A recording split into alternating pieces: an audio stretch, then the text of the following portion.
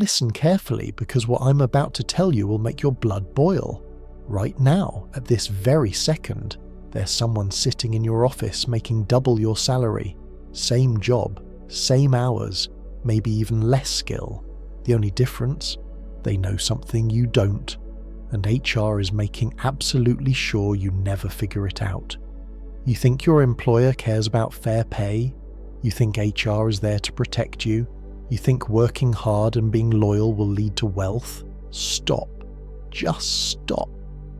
Those beliefs are the exact reason you're stuck making the same salary while watching people less talented than you climb past you.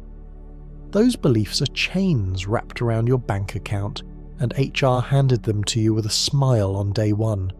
Here's the brutal truth nobody wants you to hear. Your company has a budget. They already decided how much money they're willing to pay for your position, and they're betting everything on you never finding out that number. They're counting on you being too polite to ask, too afraid to negotiate, too grateful to have a job to realize you're being systematically underpaid. Machiavelli watched this game 500 years ago. Different buildings, same psychology.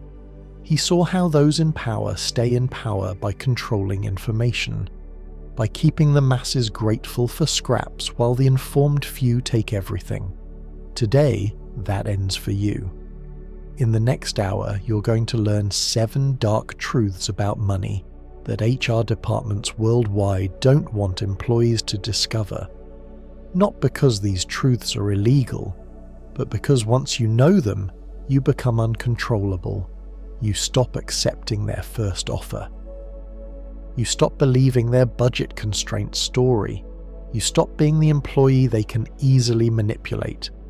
By the end of this, you'll understand why some people triple their income in 5 years, while others work 30 years for a 3% raise. You'll see the invisible game being played with your financial future, and most importantly, you'll know exactly what to do about it. Before we start, write this affirmation in the comments right now. My silence costs me money. Say it. Feel it. Because every day you stay quiet about compensation is another day wealth transfers from your pocket to someone else's. Let's begin. Think about your last salary review. Your manager sat across from you, pulled up some spreadsheet and said something like, "Given your performance and our budget constraints, we're pleased to offer you a 2.5% increase." You probably smiled, maybe said thank you, felt grateful even. Meanwhile, that 2.5% didn't even beat inflation. You actually got poorer that year while feeling like you won something. That's not an accident. That's strategy. Your employer has one financial goal when it comes to your salary: pay you the absolute minimum required to keep you from quitting, not $1 more. Every dollar they don't pay you goes straight to profit margins and executive bonuses. But here's where it gets dark. They're not just trying to pay you less. They're actively working to make sure you never realize how much less you're making compared to what your position is actually worth in the market. HR calls this compensation strategy. I call it wealth extraction. Here's how it works. When you joined the company, they asked you one question that determined your entire financial future there. What's your current salary? The second you answered that question honestly, you lost. Because now they know the minimum they can offer and still get you. They're not going to offer you market rate if they can get you for 20% less, just because your previous employer underpaid you too. This is why people who switch jobs every 2 to 3 years make dramatically more money than loyal employees who stay 10 years. It's not because they're better workers. It's because each job switch is a chance to reset that initial lowball number. The person making double your salary for the same work, they probably joined the company during a desperate hiring period when HR had to pay market rate. Or they negotiated hard during the offer stage, or they simply lied about their previous salary and forced the company to compete with a fictional competing offer. You played by the rules, you were honest, you were grateful for the opportunity, and you're now tens of thousands of dollars behind someone who understood the game. Machiavelli once said, "Men are so simple and so ready to obey present necessities that he who deceives will always find someone who will allow himself to be deceived." He wasn't encouraging deception, he was stating a fact. The world rewards those who understand leverage, not those who hope fairness will find them. Now here's what makes this truly ruthless. Your manager knows you're underpaid. HR definitely knows. They have spreadsheets showing exactly where you fall in the compensation range for your role.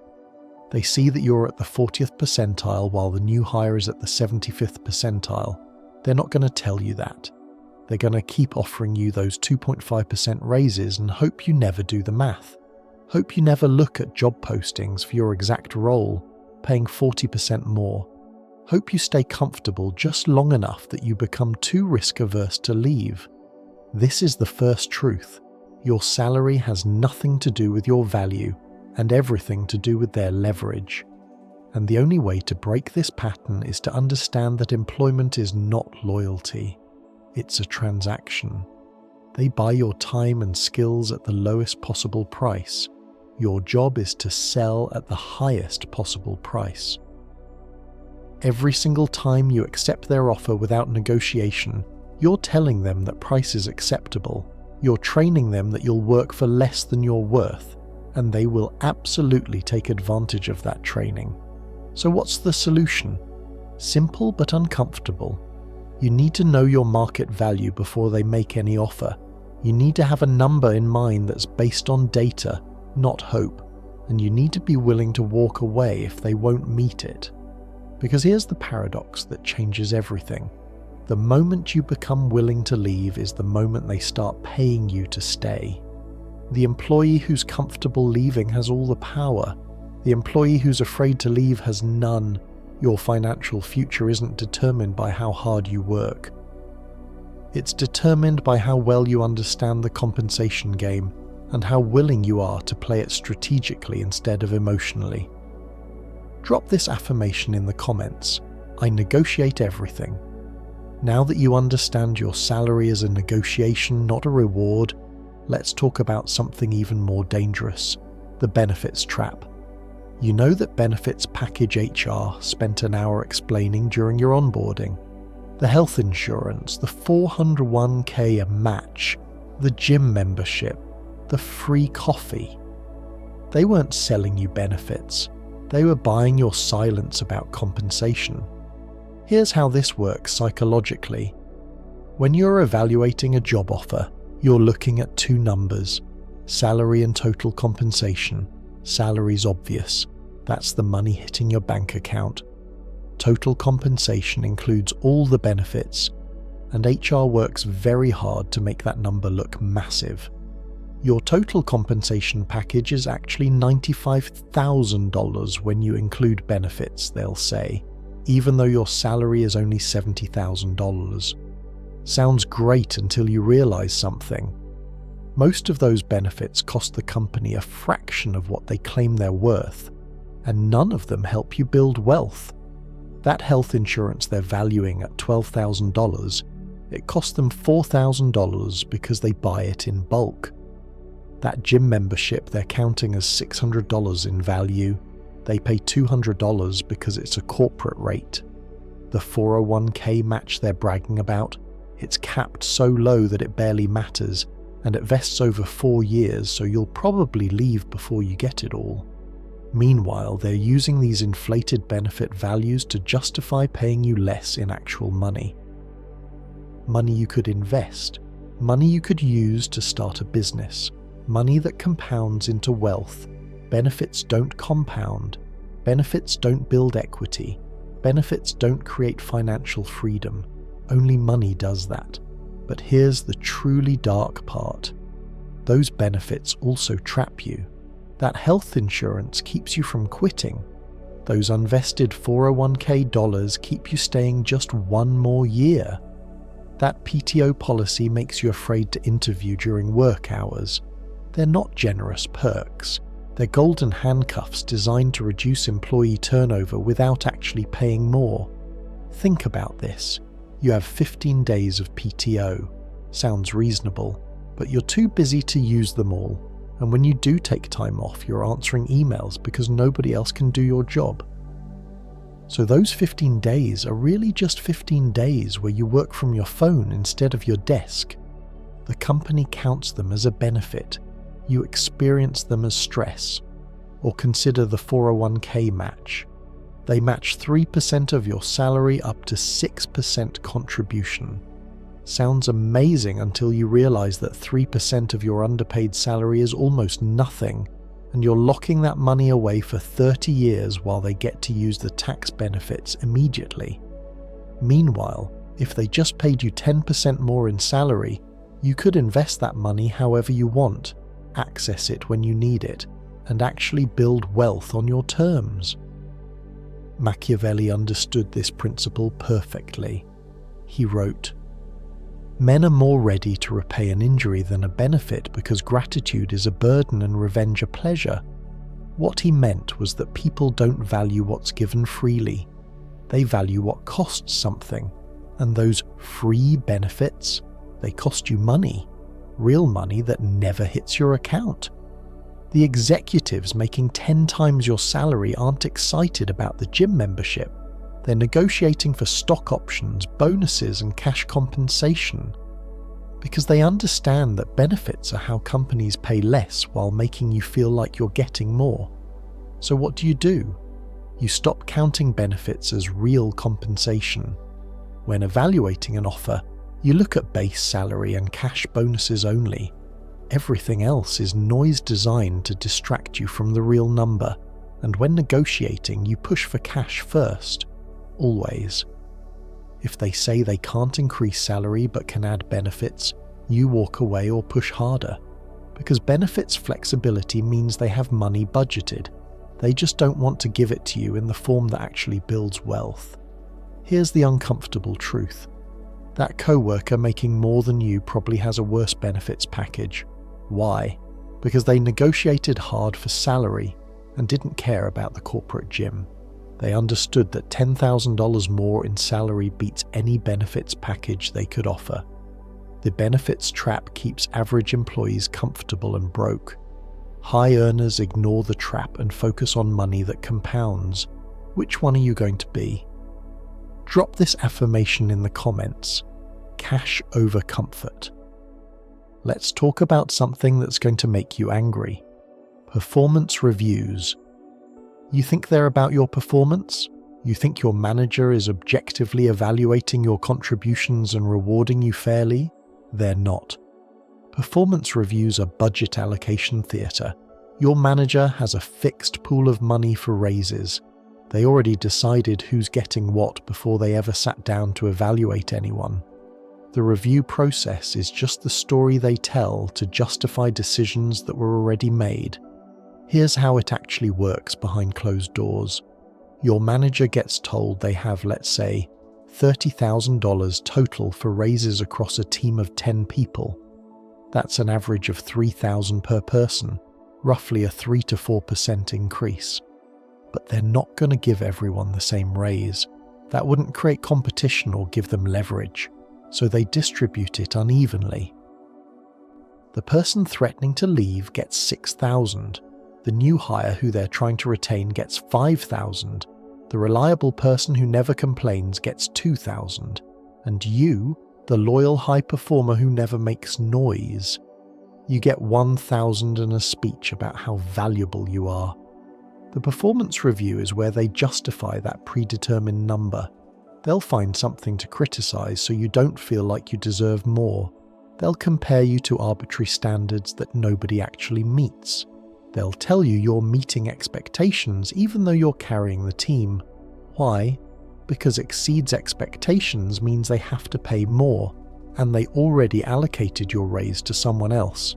This is why the hardest working employee is rarely the highest paid. Hard work doesn't determine compensation. Leverage does. The employee who's interviewing elsewhere has leverage. The employee who's willing to leave has leverage. The employee who makes noise about compensation has leverage. You work late every night and never complain? You have zero leverage. You're the perfect employee to underpay because you'll accept whatever they give you with a smile. Machiavelli wrote, "It is better to be feared than loved if you cannot be both." In the corporate world, this translates to, it's better to be seen as a flight risk than as loyal, because loyalty costs you money, every single time. Think about your last performance review. Did your manager spend more time talking about what you did well or what you could improve? If they focused on areas for improvement, that's not feedback. That's justification for paying you less than you're worth. They need you to believe you're not quite good enough yet, so you'll accept a smaller raise and work even harder to earn a better one next year. It's a psychological trap that keeps you running on a treadmill that goes nowhere. Now here's the part that's going to hurt. Your manager probably likes you. They probably think you're great at your job, but when they're sitting in that budget meeting with their boss, deciding how to split $30,000, they're not thinking about fairness. They're thinking about risk. Who's most likely to leave if they don't get a good raise? That person gets the money. Who's going to stay regardless? That person gets the minimum. It's not personal, it's economics. And the only way to win this game is to make yourself the risk. How do you do that? You start interviewing. Not because you necessarily want to leave, but because you need to know your market value and you need your employer to know you're looking. You don't have to quit. You just have to be willing to quit. That willingness completely changes the dynamic. Suddenly you're not the safe, loyal employee they can underpay. You're the flight risk they need to retain. And retention budgets are always bigger than performance budgets. Here's the truth HR will never tell you. The company has different pools of money for different purposes. The annual raise pool is tiny. The retention offer pool is massive. The new hire pool is somewhere in between. If you quit and they try to counter-offer, that money comes from retention. If you threaten to leave and they suddenly find budget for a raise, that's retention money. If a new hire starts at a higher salary than you, that's new hire budget. All of this money could have been yours from the beginning, but they bet on you not knowing these pools exist. They bet on you believing that your annual 3% raise is all they can afford. It's not. They're just betting you'll never call their bluff. So what do? You stop treating performance reviews as moments of judgment and start treating them as negotiation opportunities. You come with data about market rates. You come with examples of offers you're considering. You come with a number you know you deserve, and if they can't meet it, you leave. Not out of anger, not out of spite, but because you understand that loyalty to a company that won't pay you fairly is just another word for accepting less than you're worth. The person making 40% more than you for the same job, they probably didn't get that through performance reviews. They got it by leaving and coming back, or by joining when the company was desperate, or by negotiating like their financial future depended on it. Because it does. Drop this affirmation in the comments. My leverage is real. Now we need to talk about the most expensive lie you've ever been told, the career ladder. You've been conditioned to believe that career progression works like climbing stairs. You start at entry level, work hard, get promoted to mid-level, work harder, eventually reach senior level, and maybe, if you're lucky, make it to management or executive, step by step, predictable, fair, merit-based, complete fiction. The career ladder is a myth designed to keep you patient while time runs out on your earning potential. Because here's what actually happens. You spend 3 years proving yourself at entry level, finally get promoted with a 7% raise, spend another 4 years at mid-level, get promoted again with a 10% raise, spend 6 years as a senior before maybe seeing director level. Meanwhile, someone from outside gets hired directly into senior level at a salary 30% higher than yours. Someone else jumps companies 3 times in 5 years and makes double what you make because each jump came with a 20 to 30% increase. The ladder is for people who follow rules. The elevator is for people who understand the game. Let me show you how this works in real numbers. Let's say you start at $60,000. After 3 years, you get promoted to mid-level at $64,000. 4 years later, you hit senior level at $75,000. 10 years into your career, you're making $75,000. Now let's say someone else starts at $60,000. After 2 years, they jump companies for $75,000. 2 years later, they jump again for $95,000. 1 more year, another jump to $115,000. 5 years into their career, they're making $115,000. Same skills, same experience level, different strategy. The person who climbed the ladder made $75,000. The person who jumped made $115,000. That's a $40,000 difference per year. That compounds into millions over a career. Why does this happen? Because companies budget differently for external hires than internal promotions. They'll pay market rate to hire someone but only give small percentage increases to promote from within. It's cheaper to underpay you forever than to pay you what you're worth, and they're counting on you being too comfortable or too afraid to leave.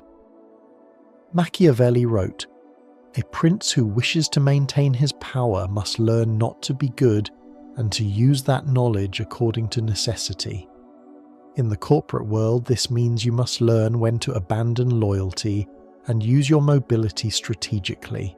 Staying at one company because it feels safe or comfortable is not virtue, it's financial self-sabotage. But here's where it gets really dark. HR knows all of this. They have spreadsheets showing internal promotion salary increases versus external hire salaries.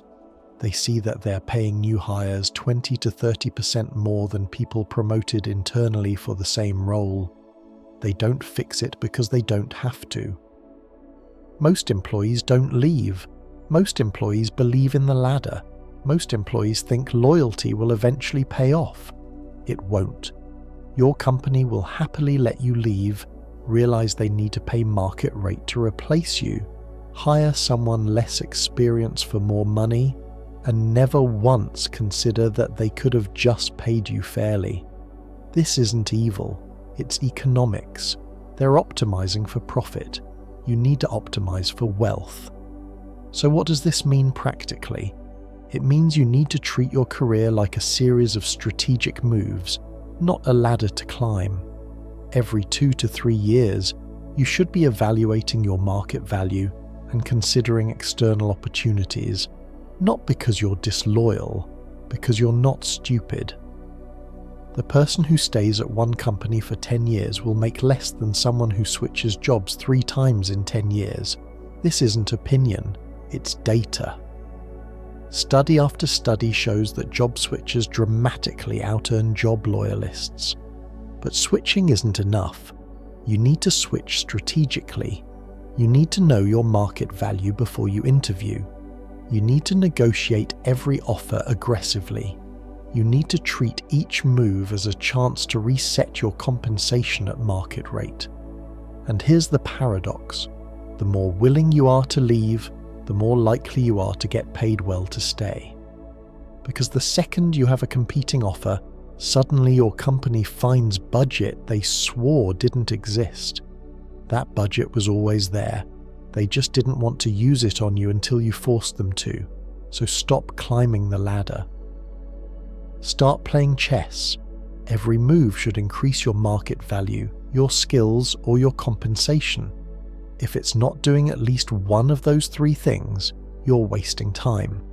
The career ladder is designed to keep you patient. Patience keeps you poor. Movement creates wealth. Drop this affirmation in the comments. I move strategically. Let's talk about the biggest scam in corporate America. Salary bands. You've probably never seen yours. Most people haven't. But they exist. Every position at every company has a salary range, a minimum, a midpoint, and a maximum. When you got hired, they offered you a number somewhere in that range, probably closer to the minimum than the maximum unless you negotiated hard. And every year, when you get your tiny raise, you move slightly higher in that band. Here's the problem. The top of your current band is probably still less than the bottom of the next level up, which means even if you max out your current position, you're still making less than the entry point of the promotion you're chasing, and that promotion might take 5 years to get.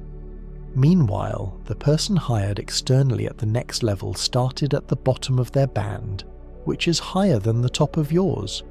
They're making more than you from day one, and they'll keep making more than you even if you both get the same percentage raises. This is salary band compression. It's designed to keep internal employees' compensation low while paying market rate for external hires. And it's why the fastest way to increase your salary is almost always to leave. But here's where it gets truly ruthless.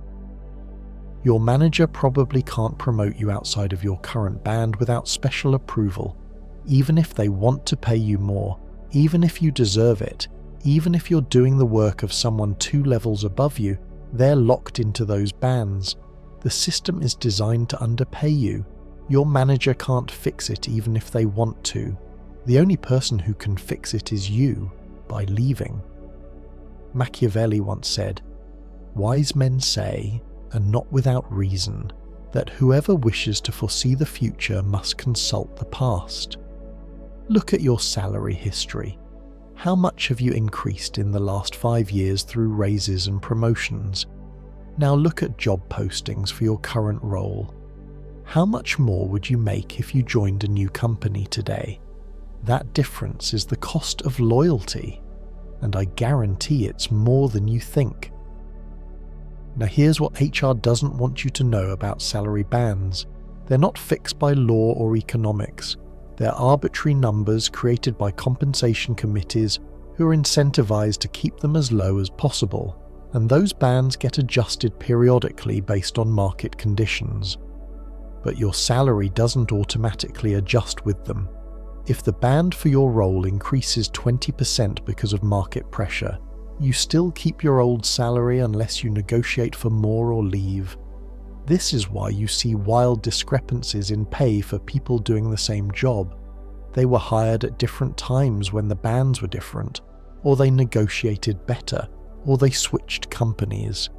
The salary band system isn't designed to pay people fairly. It's designed to give companies control over compensation costs, while making employees feel like there's some objective standard being followed. There isn't. So what do? First, you find out what band you're in and where you sit in that band. Most companies won't tell you directly, but you can figure it out by looking at job postings, talking to recruiters, or checking sites like Glassdoor and levels.fyi. Once you know where you are, you can calculate the real cost of staying. If you're already at the 75th percentile of your band, raises are going to be minimal because they don't want you exceeding the maximum. Your only path to significant compensation growth is promotion or departure. Promotion takes years and might only bump you to the bottom of the next band. Departure can jump you to the middle or top of the next band immediately. The math is clear. Leaving wins. But here's the psychological trap that keeps people stuck. They think they'll lose security, relationships, reputation, or momentum by leaving. They think the next place might be worse. They think they should be grateful for what they have. Meanwhile, they're leaving hundreds of thousands of dollars on the table over the course of their career because they're afraid of change. The person making 50% more than you for the same work isn't smarter. They're just less attached to false security and more focused on actual money. Your salary band is a cage, and the only key is your willingness to walk out the door. Drop this affirmation in the comments. Numbers don't lie. we're about to discuss something that will fundamentally change how you view your relationship with your employer: equity. Most people think equity means stock options, RSUs, or ownership in the company. That's one definition. But there's another kind of equity that matters more, and most employees never realize it exists. I'm talking about value equity, the difference between the value you create for the company and what they pay you. Here's how it works. You're a software engineer making $100,000 a year. You build a feature that generates $2 million in annual revenue for the company. Your cost to the company, including benefits and overhead, is about $150,000 total. The company just made $1.85 million in profit from your work. That's value equity, and you're never going to see a cent of it beyond your salary. Now multiply that across every employee. Every dollar of profit a company makes is value equity extracted from workers. The executives and shareholders capture that equity, while employees get fixed salaries that have nothing to do with the value they create. This is the fundamental structure of employment. You sell your time and skills for a fixed price. They capture unlimited upside from your work. It's not evil, it's just the deal. But here's what makes it dark. Most employees don't realize this is the deal. They think if they work harder and create more value, they'll get rewarded proportionally. They won't. You can double your productivity. You can generate 10 times more revenue. You can single-handedly save the company millions. Your salary will still increase by 3% a year because that's what the budget allows. Meanwhile, that extra value you created goes straight to profit margins and executive bonuses. The executives who own stock options will see their wealth increase based on your work. You'll get a thank you and maybe a gift card. Machiavelli understood this extraction perfectly. He wrote about how rulers maintain power by ensuring the masses never understand how much value they truly create. Keep them busy, keep them grateful, keep them ignorant of the math. Modern HR departments follow this playbook exactly. So what's the solution? You need to stop thinking like an employee and start thinking like an owner.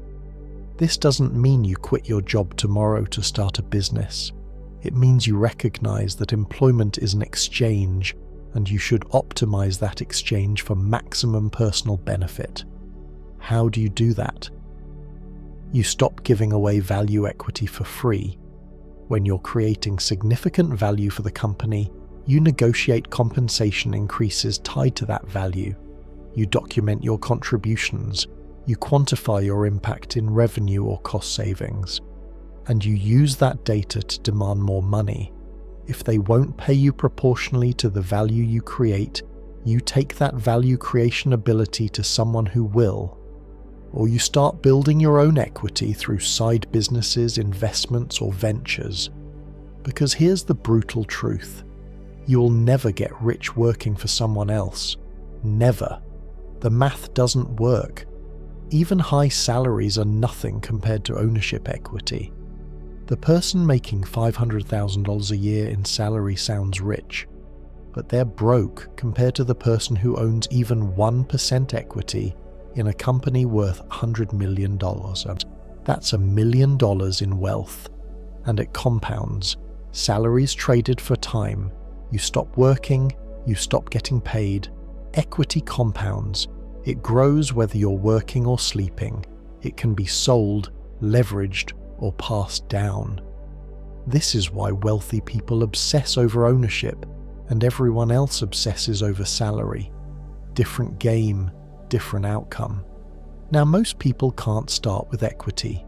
You need to build skills, capital, and opportunity first. But while you're building those things, you need to stop giving away value equity to employers who will never reward you proportionally. This means you work your job, but you also build something on the side. A business, investments, a personal brand, something that creates equity you control. You treat your employment income as fuel for building wealth, not as the destination itself. Your salary pays for your life, your equity builds your future, and you negotiate that salary aggressively because every dollar you don't capture in compensation is a dollar less you have to invest in building real wealth. The system is designed to keep you comfortable enough to show up every day, but never wealthy enough to leave.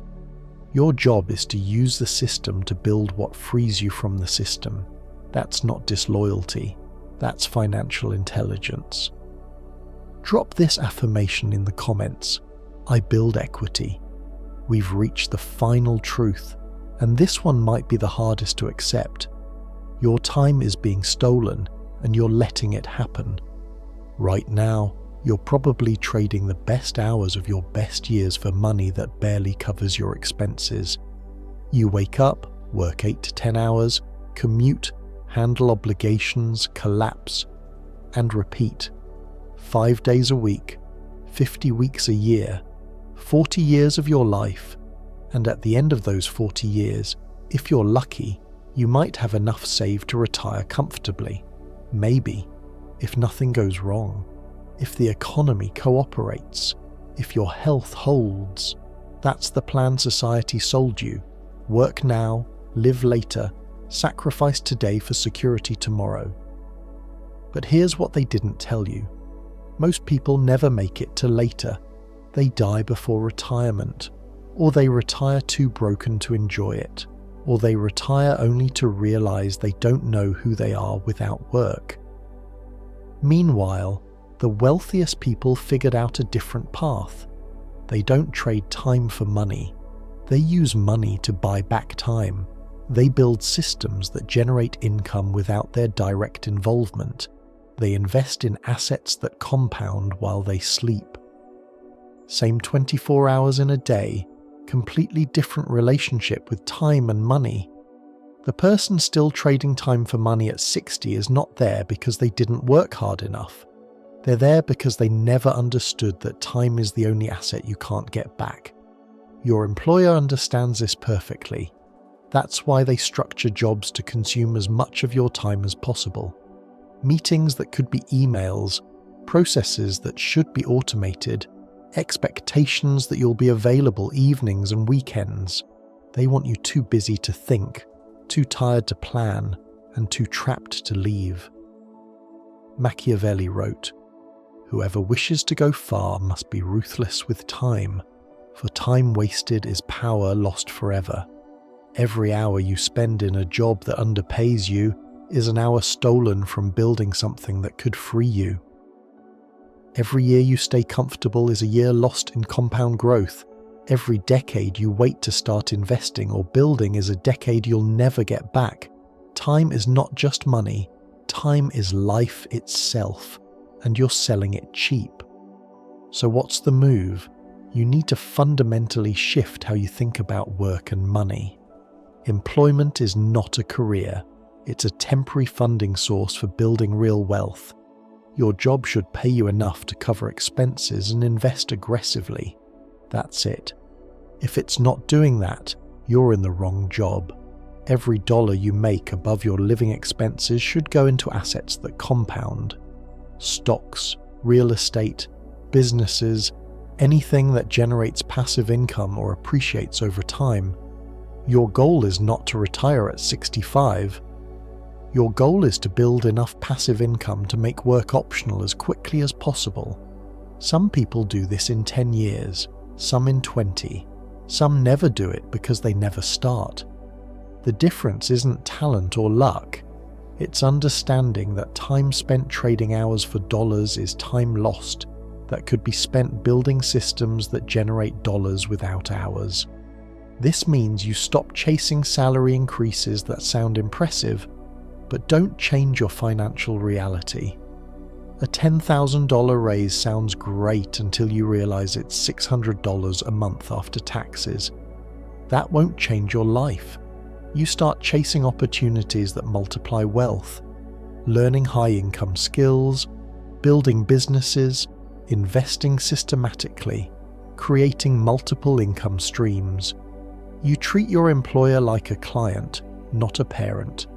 You deliver value, get paid, and reinvest that payment into assets that work for you. And you protect your time viciously. You say no to extra projects that don't increase your skills or compensation. You refuse to work unpaid overtime. You set boundaries that preserve your mental energy for building your own wealth. Because here's the final truth that HR will never admit. Your company does not care about your financial future. They care about extracting maximum value from you at minimum cost. That's their job. Your job is to reverse that equation.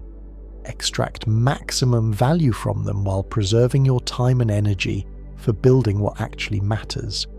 The person working 80 hours a week for a big salary is not winning. They're trading their entire life for money they're too busy to spend or invest properly. The person working 40 hours, making good money and investing aggressively in assets and skills is building real wealth. Different game, different rules, different outcome. You can't buy back time, but you can stop wasting it on employers who will never pay you what you're worth. Drop this affirmation in the comments. I own my time. You've just learned 7 truths that most people work their entire lives without understanding.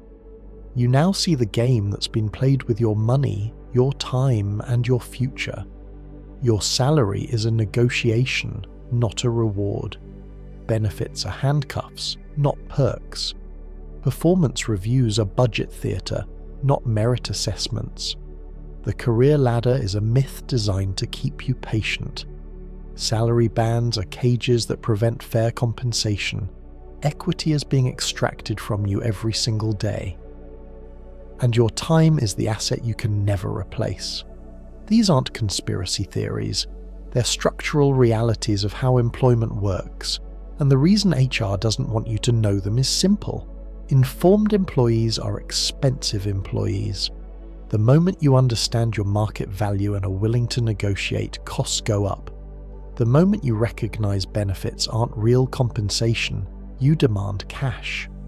The moment you stop believing performance reviews are fair, you leave for better offers. The moment you understand salary bands, you refuse to stay trapped in them. The moment you recognize value extraction, you start building equity elsewhere. The moment you value your time, you stop giving it away cheap. You become uncontrollable, unpredictable, dangerous to profit margins, and that's exactly what you need to become. The world has 2 types of people: those who understand these truths and use them to build wealth, and those who never learn them and wonder why they're stuck. You're no longer in that second group, so what happens next? That's entirely up to you. You can close this video, go back to your comfortable job, accept your 3% raise, and hope things work out. Or you can take these 7 truths and start making different decisions. Start researching your market value. Start interviewing even if you're not planning to leave. Start negotiating every single offer. Start treating employment as a transaction, not a relationship. Start building equity outside your job. Start protecting your time like the irreplaceable asset it is. Those decisions compound. Small changes now become massive differences 5, 10, 20 years from now. Machiavelli's entire philosophy boils down to one principle: see the world as it is, not as you wish it were. Then use that clear vision to navigate strategically. You now see the employment game as it is. The rules are clear, the incentives are obvious, the strategies work. The only question left is whether you're going to keep playing by their rules or start playing to win. If this video woke you up, if you're angry about how much money you've left on the table, if you're ready to stop being the employee they can underpay, then take action right now. Write this final affirmation in the comments: I play to win. Subscribe to this channel if you want more truth about money, power, and strategy that nobody else will tell you. Share this video with anyone stuck in a job thinking loyalty will save them. And remember what we started with. Your silence costs you money. The moment you stop being silent about compensation, about value, about time, is the moment everything changes. The game is already being played. You just didn't know you were a piece instead of a player. Now you know. Now you act